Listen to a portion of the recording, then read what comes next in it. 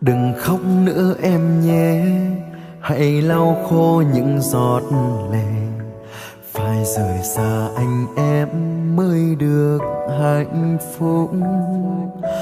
Còn nếu như bên anh thì em sẽ chẳng thế nào có được một cuộc sống tốt đẹp.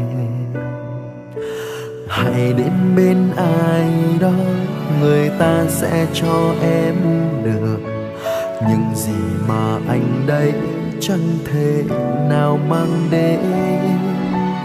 Vì tương lai của em nên giờ anh sẽ phải chấp nhận mang nỗi buồn ấy giấu chôn vào lòng. Mưa ơi xin đừng rơi trên lối ấy em về, để những nước mắt của em sẽ không theo màn mưa, để những kỷ niệm xưa chỉ là quá khứ đã ngủ vùi. Khi bình minh thức giấc em sẽ quên đi những niềm đau, riêng con tim của anh sẽ mãi nhớ về người. Giọt nước mắt rơi lặng lẽ mỗi khi đêm trôi mình anh. Mong sao con đường em sẽ trải lối toan những hoa hồng.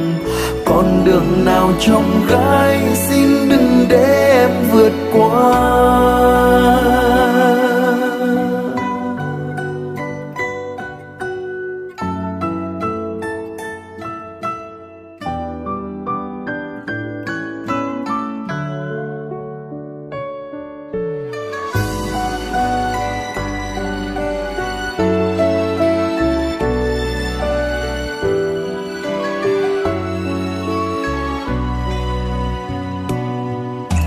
Hãy đến bên ai đó, người ta sẽ cho em được những gì mà anh đây chẳng thể nào mang đến. Vì tương lai của em nên giờ anh sẽ phải chấp nhận mang nỗi buồn ấy giấu chôn vào lòng. Mưa ơi xin đừng rơi trên lối ấy em về, để những nước mắt của em sẽ không theo màn mưa, để những kỷ niệm xưa chỉ là quá khứ đã ngủ vùi. Khi bình minh thức giấc em sẽ quên đi những niềm đau, riêng con tim của anh sẽ mãi nhớ về người. Giọt nước mắt rơi lặng lẽ mỗi khi đêm trôi mình anh. Mong sao con đường em sẽ trải lối toan những hoa hồng. Con đường nào trông gai xin đừng để em vượt qua.